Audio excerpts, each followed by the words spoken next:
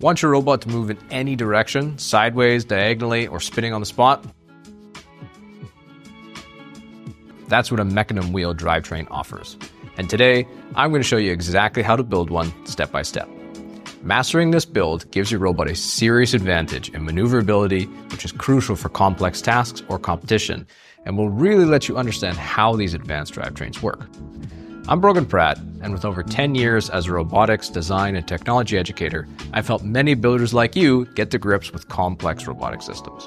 I know that a well-built mecanum chassis isn't just cool, it's a gateway to more sophisticated robot capabilities. In this video, I'll run you through the entire process. We'll start with the core components.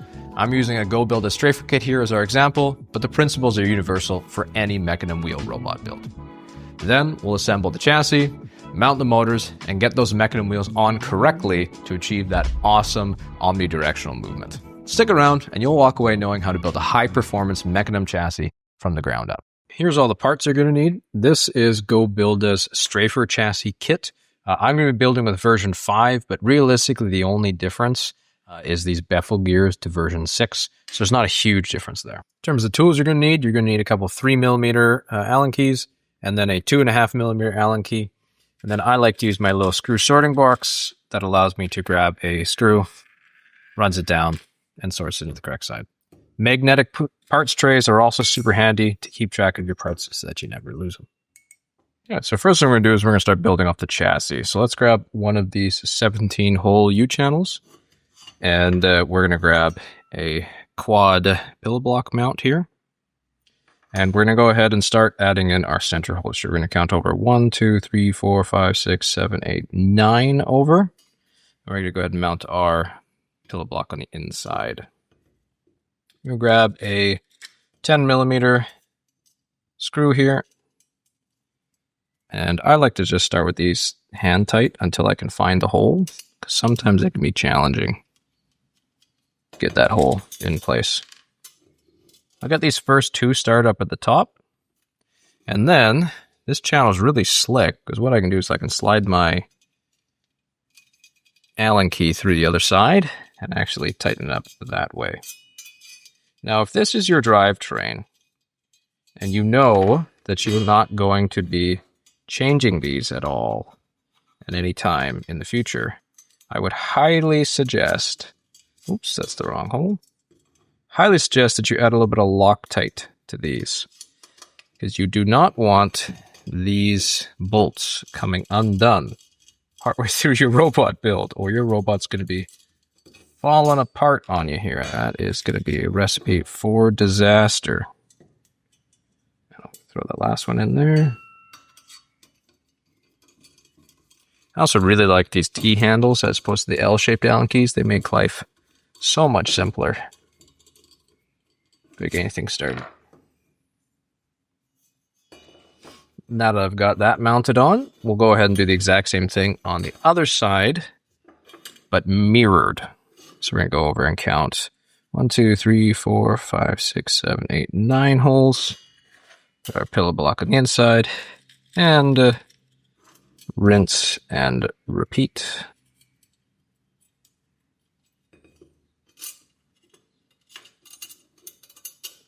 Sometimes it can be a pain to get these first ones lined up. I always like to line up 2 screws as opposed to just 1 before tightening them in all the way.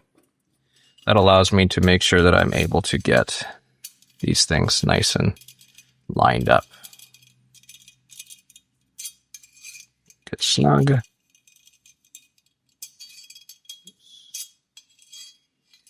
go ahead and repeat for the bottom 2.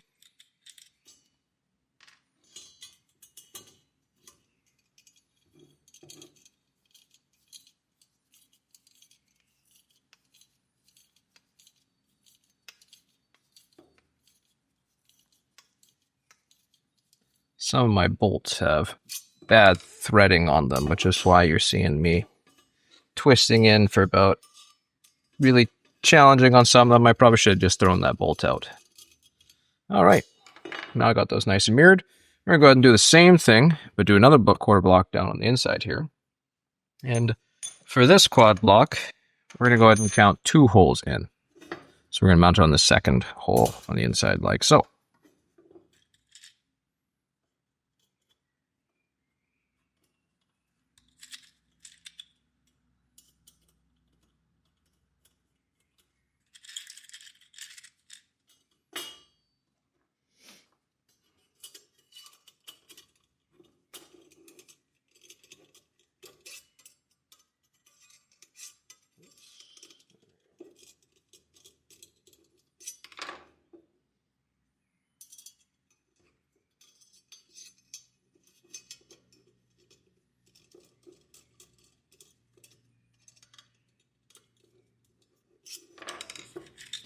And the last one on this side.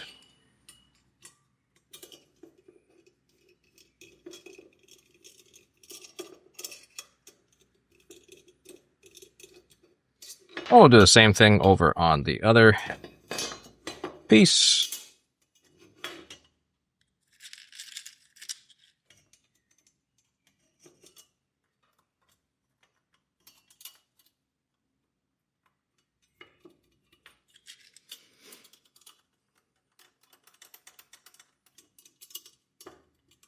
Come on.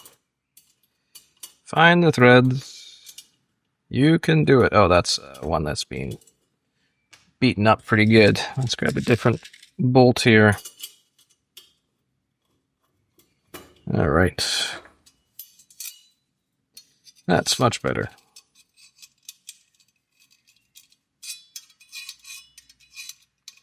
With these quad blocks, you want to make sure you're not using too long of a screw. So if you use too long of a screw, what can happen is this bolt will actually go through these threads, like so. And you can't actually see it on this one, but you don't want it to be able to come through because eventually we're going to be mounting something on this side. So if you can see the end of this bolt coming through there, you've used too long of a bolt.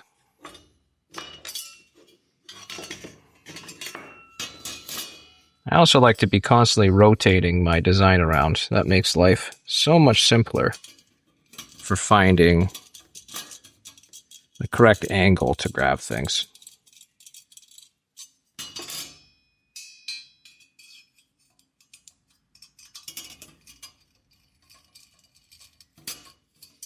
All right, now they're all mirrored up, we're going to go ahead and add in our side braces here. Now it's up to you at this point how wide you want your chassis to be.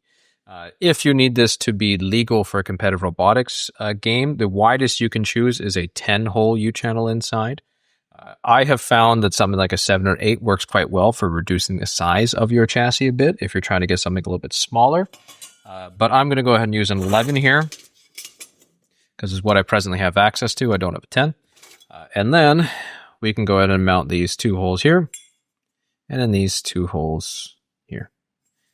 Functionally, there's no difference between using a 7, 8, 9, 10, 11, whatever you want chassis here. It just depends if you have specific size constraints. I'll go ahead and use an 8mm screw here, and I'm going to go ahead and thread that in. Now here is where I like to use the ball head. Not only because it's a little bit smaller, but as you notice, the nice thing with a ball head on the end of this Allen key, it's got a little ball on the end there. What it allows me to do is instead of having to tighten this directly in line, I can actually rotate up and continue to twist and spin. And that saves you from having to take every single piece out. Oh, that is just clearly a bad screw because that's one wants to keep cross-threading. Let's try another one. Could also just be a bad mounting hole. Oh, it's just a bad mounting hole. Somebody has taken my part. Go ahead and change my angle here. Makes it a little easier to get some of these things in. And I can go ahead and thread this one all the way up. Oh, and that one's also cross-threading.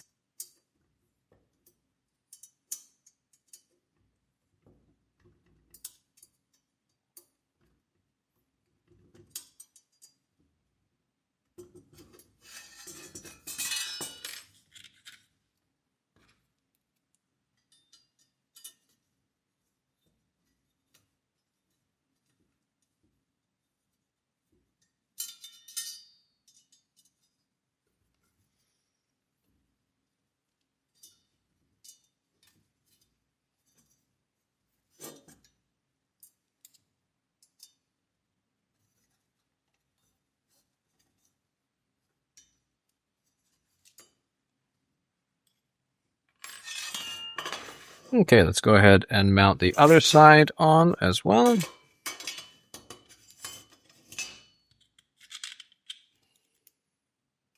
You'll continue to be more and more thankful for this ball head as time goes by, especially on these awkward angle parts.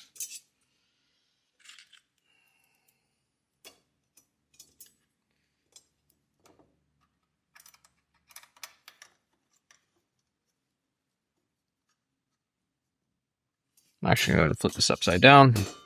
Make it a little easier for me to get these last couple in.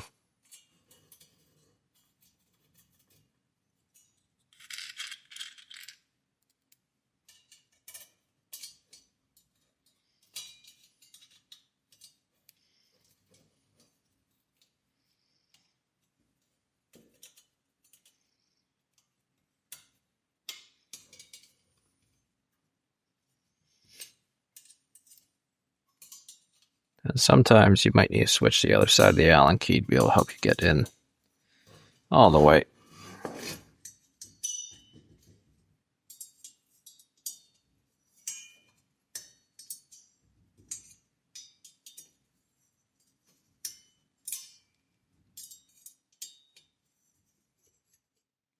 Okay, give them a little snug, but don't have to be crazy snug.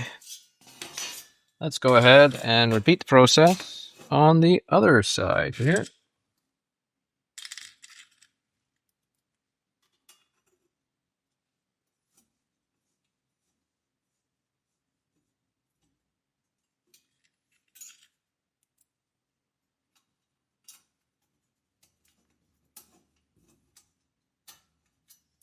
Come on. Sometimes you need to push against the unit a bit there because the aluminum will flex out a little bit. That makes it hard for you to get it out of the way.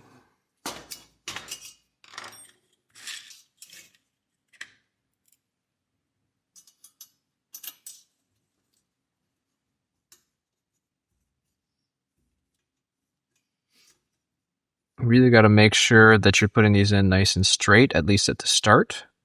Because you're working on such an angled piece, it's going to be really easy to cross-thread these, as some of my students have. And I'm currently building this with some parts that students had previously been working on. And because of that, I've got some cross-threaded sections.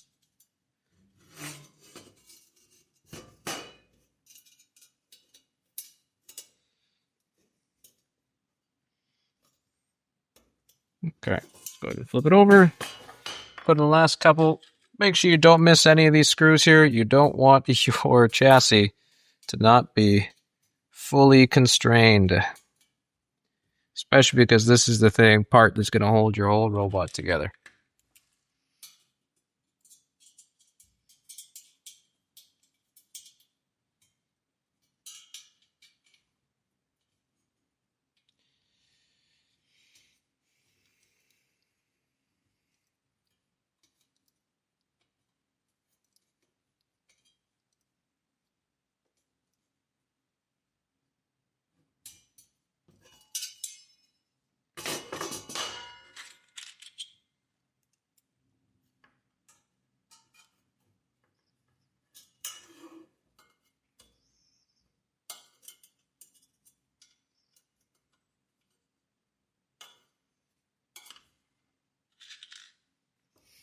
And this very last screw in the chassis.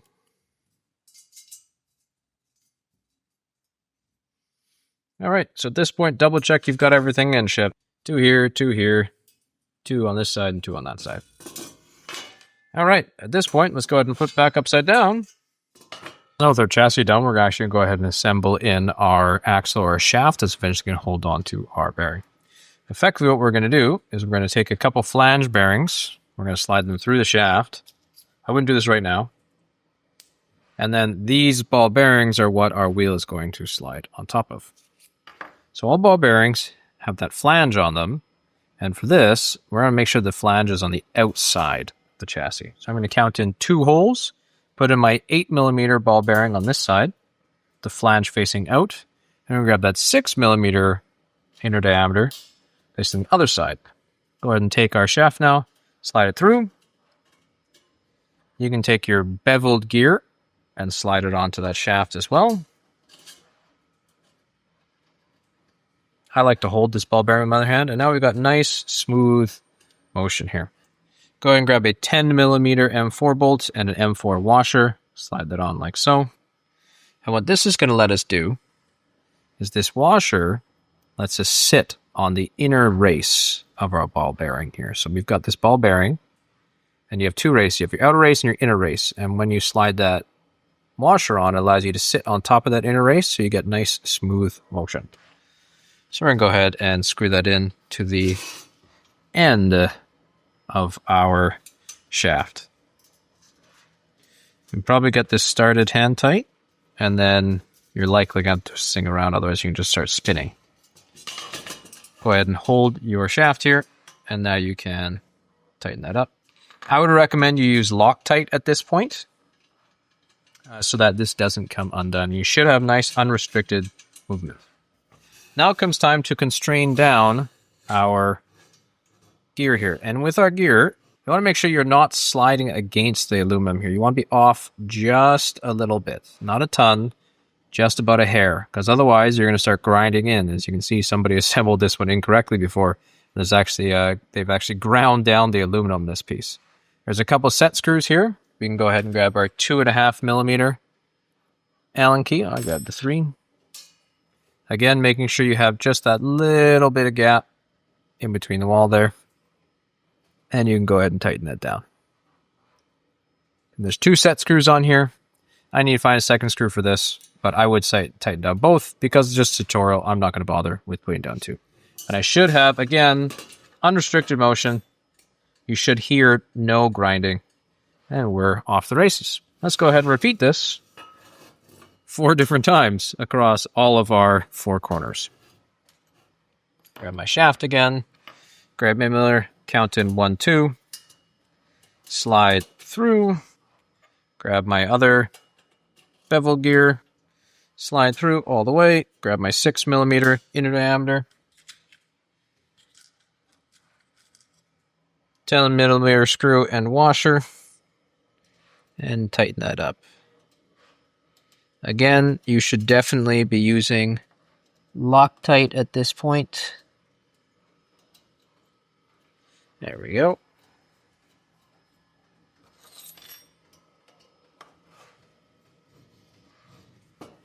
Check my motions nice and smooth, and it feels like I've got another bad ball bearing. Yeah, I can hear some grinding in there. So I've got a bad ball bearing. I'm going to swap that ball bearing out. So I don't like that one. And check that you've still got nice freedom of motion. I do. Nice and smooth. Now at this point, I'm going to back that bevel gear up just a little bit away from the edge so that I'm not grinding onto that aluminum. And we've got the 2 set screws to do up on this one. Check again, I've got nice smooth movement. I'm not hearing any grinding. Good. Go ahead and get the other side ready. Now on this side, we don't have our inner diameter ball bearings anymore. That's a good ball bearing. Oh, forgot my bevel gear.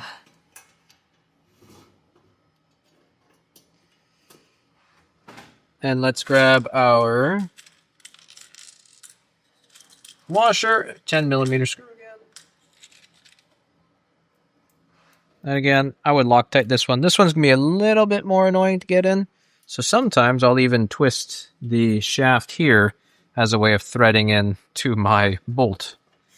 Makes life a little bit easier, especially when you're working in these super tight places. So I'm actually twisting the shaft here to be able to get ourselves nice and tight.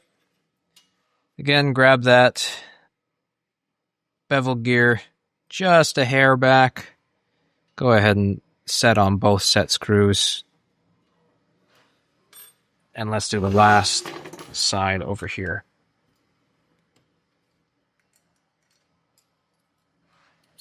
Check my ball bearing again. Yeah, that one feels good. Let's grab our last one here. Mount through. Grab our last 10mm screw.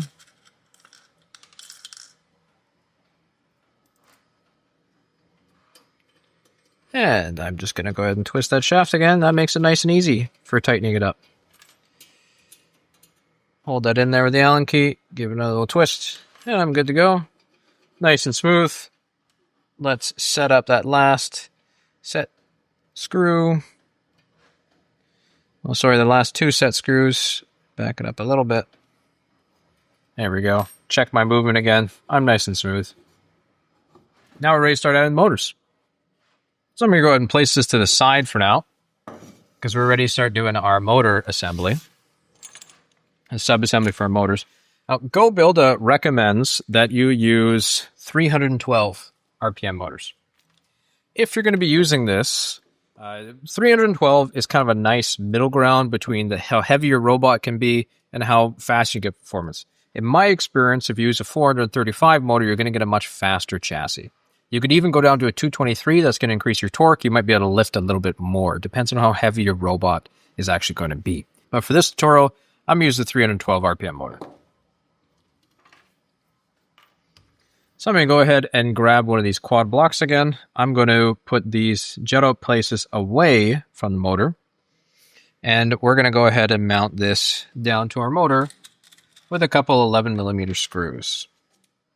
I would definitely be Loctiting these ones because your motors are going to face a lot of vibrations as they rotate in and out and as they stop and turn and back on, just for the nature of what a motor is.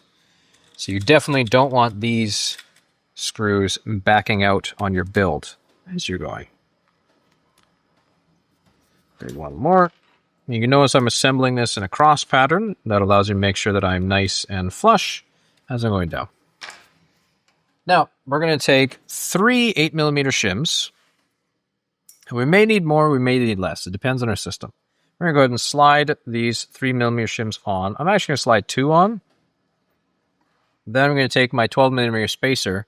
This does come as an aluminum spacer in your kit. I'm going to be using a plastic spacer here I 3D printed. Doesn't really matter for this case. And I'm going to throw one more shim on just to make sure that that metal is not going to be scraping against my plastic shim. And now I can go ahead and grab my last bevel gear, slide it on top, and that should be the exact height that I need to be able to mount everything up. Nice thing with this system is you can see with the screws for mounting my motor on, because I've got these nice holes in the bevel gear, I'm actually able to tighten up those motor screws later on if I need to. So I'll go ahead and tighten this down. You don't have to. I'm getting mine nice and snug up against those shims, so that's not going to come undone. And we might need to adjust the length of this later on in time. But for now, I think this could be good enough. Let's go ahead and recreate this sub-assembly 3 more times. So you've got 4 motors in total. I like to start a couple hand tight just to make sure I can line up the holes themselves. And then once I've got the holes nice and aligned, then I can go ahead and snug things up. Because it can be a right pain getting things aligned properly. Again, I'm using my 11mm screw here.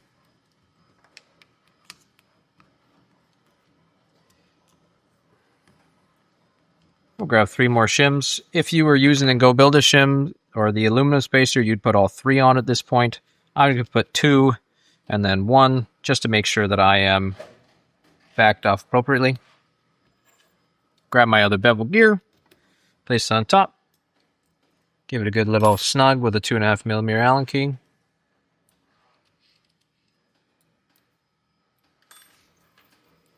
And let's keep going.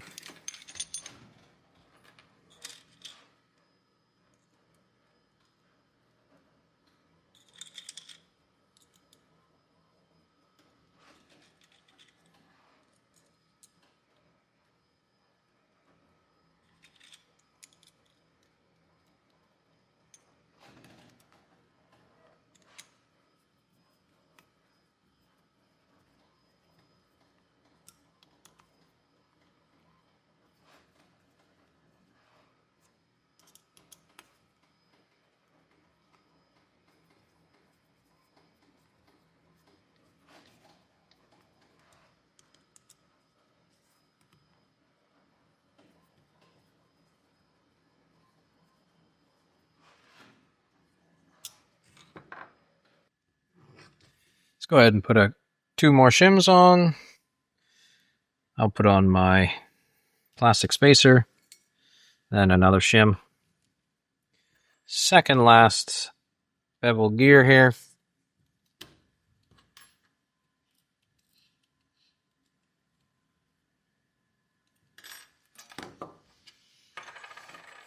And our last system.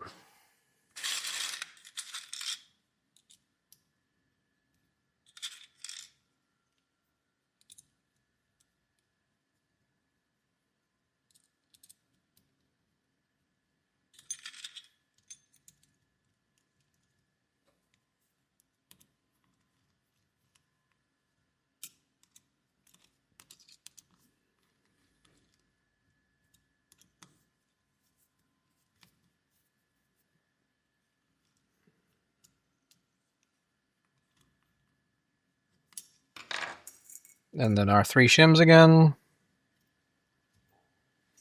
Lost my spacer. We'll go ahead and snug this up.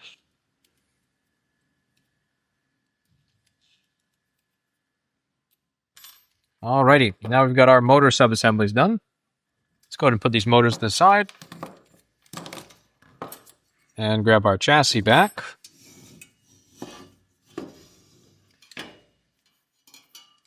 And for this one, we can just go ahead and drop our motor in. We're just going to slide it in, like so.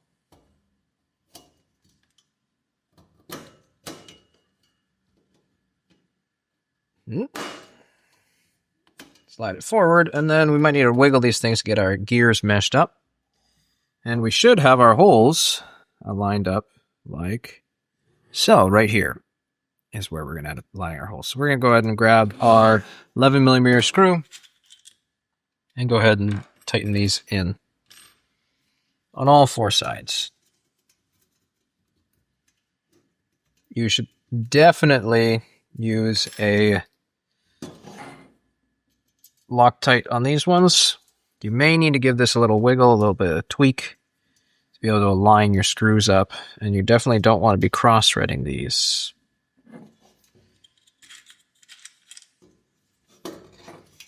Go ahead and give that a little torque till we can get that in. And the other side in. So there we go. Now let's go ahead and snug these up.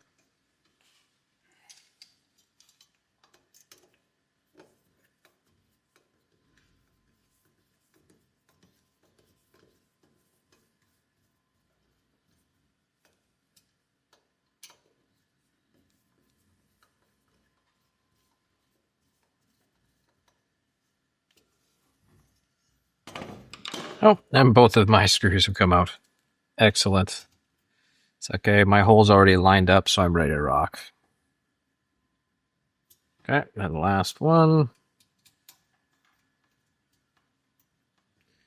Alright, now comes a good time to check if your motors are properly aligned. You should have a little bit of backlash between your gears, but not too much. So a little bit of backlash, and what I mean by backlash is when you take this and you rotate a little bit, notice there's just a bit of that backlash. There shouldn't feel like there's a lot of resistance between your system here.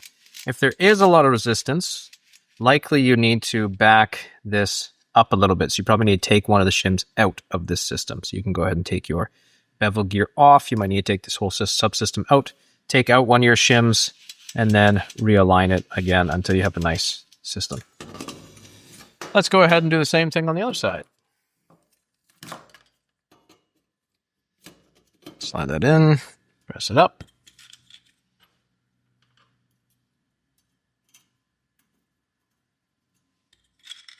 I like to get all 4 of my screws somewhat hand tight in first to make sure I've got my holes aligned before I go about trying to snug everything up.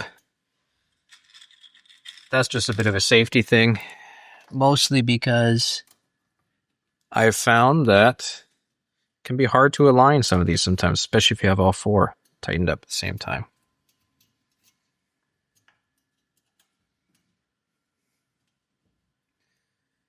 Give this a little rotation test.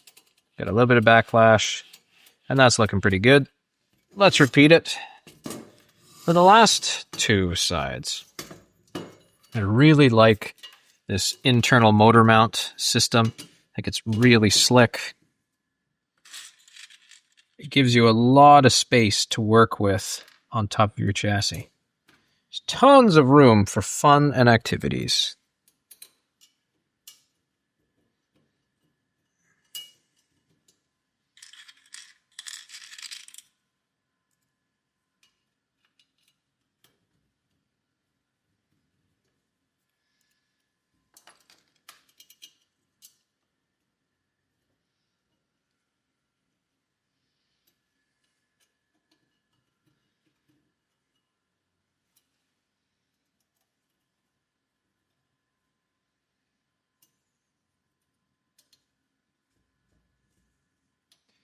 Just another little test.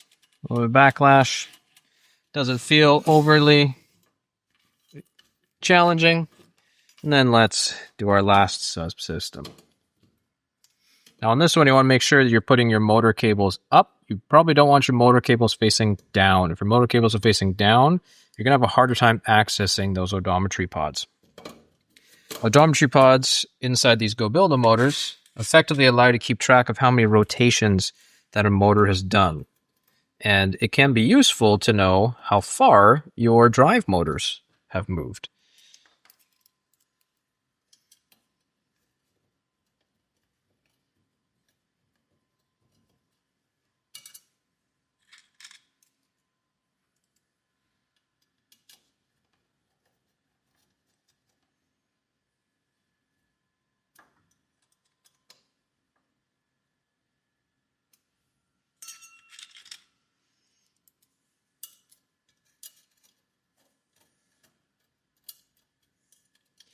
That last screw.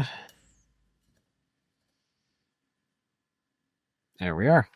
Okay. Now we've got all 4 of our motors settled in. Got a healthy amount of backlash going on each of those. We should be ready to rock. Now, when it comes to your wheels, there is a left wheel and a right wheel. If you look inside here, one of these has a shallow end and one of them has a deep end. So if we look at the 2 deep ends looking together, you'll notice that they actually rotate opposite from one another. So this side, oh, actually, I think I grabbed the same. There we go. This is a better example. So if you look at it, I grabbed 2 of the same. These ones are actually rotating opposite from one another. So what we want is, we want to flip our chassis over. And when I'm looking down at the chassis, I'm going to set this up a little bit higher so we can see. I'm looking down at the chassis. I want the 4 wheels to be facing inwards in a X-shaped pattern. So if I look at this chassis and I'm looking at it straight down, you want to notice that these little black rollers are drawing a line towards each other so that it shapes in the letter, makes it X or diagonal when I'm looking at the chassis from the top down. You have to have in that orientation. If you don't have in that orientation, your design will not work and you will not properly strafe. Let's go ahead and actually assemble these in. All these wheels, we've got the deep side and the shallow side. The shallow side should be facing the chassis and the deep side should be facing out. And on these shafts, one has a slot without a threaded holes, and then this hole here has threads inside. So those are the ones we want to line up against. So I have the deep side facing out. I'm going to grab another 11 millimeter screw and a 4 millimeter washer.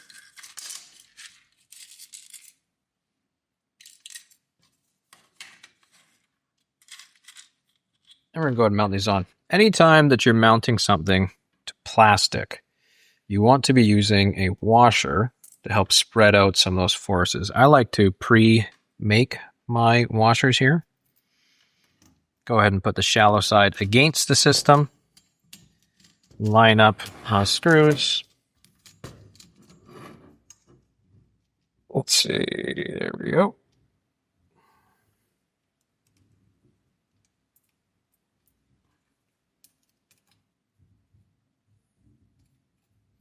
I'm not going to thread these ones on all the way yet because I want to make sure that I'm nice and aligned, especially at this point.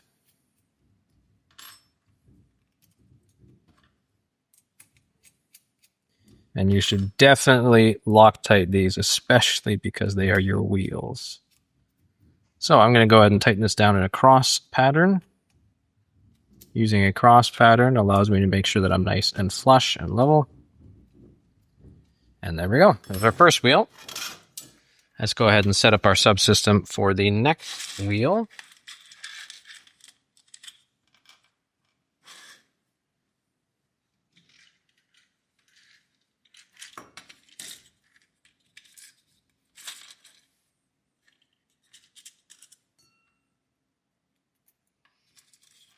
Go ahead and take all my washers, put all my screws of the washers on them.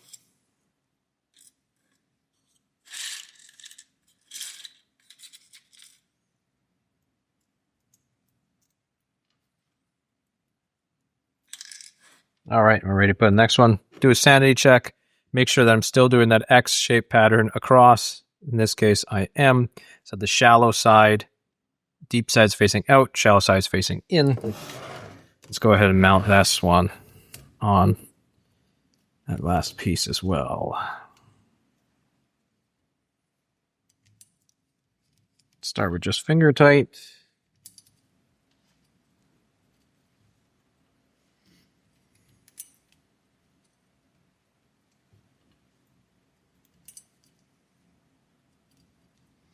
Before I go ahead and actually fully tighten this in all the way.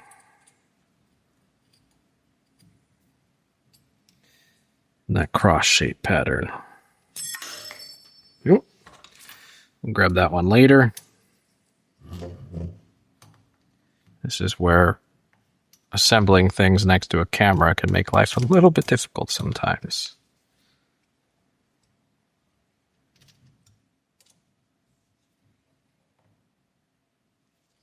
Okay. Got that side on. Let's go ahead and mount up the other side of the system. Now I'm going to make sure that I grab these wheels, associate them with the correct side as I rotate this around, so that I'm not forgetting which wheel needs to go in which place. I'm going to go ahead and make up my washer systems again. I like to pre-thread my washers on. It makes life just so much easier than having to try to fight, or not fight, but having to go back, grab another thing. Just adds an extra step. I think just makes life a little bit more efficient here as I'm placing this on. I'm all about trying to find those little bit of efficiencies in your builds, and it's amazing how doing things in batches can really help speed up your building time.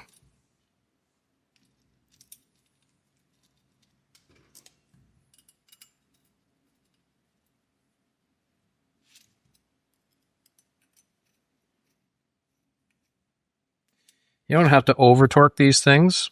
If you're over-torquing these wheels, you're actually going to start compressing those washers into that plastic backing on the wheel, which is not necessarily something that you want. And on to the final subsystem.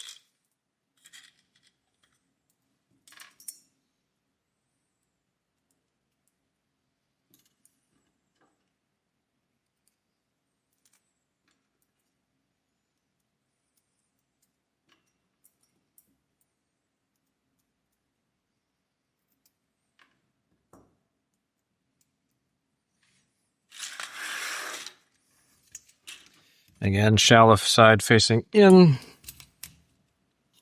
go ahead and place this on like so.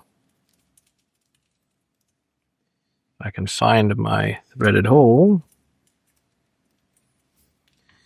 There you go.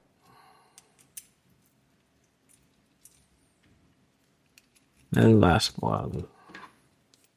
You can also definitely Loctite these in batches. That can make your life a lot simpler too. Now we've got all four ready. Sometimes you strip some threads. That's all right. We just throw those bolts out. Keep them in a separate location. Do not add them back to the bolt pile. Otherwise, this happens. Alrighty. Some last final checks as your subsystem's just about done here. We want to check. I'm going to go ahead and lift up. I'm going to grab this wheel. I'm going to push forward and backwards. I'm going to try to see if I can move the wheel in. I shouldn't have any slop in this one. That one's good. That one's good. This one's good. And this one's good. If you do find you have slop, you can use a small 4mm diameter shim here. It's a very small shim that they include here, like so. What this shim can do is it can go in between this screw, your washer, and this shim to be able to add you up a little more space. What's going to happen sometimes is that sometimes these can be machined slightly differently, or this aluminum chassis can flex a little bit, and it's not going to stay in nice and tight. I'm also going to go ahead and check each wheel again.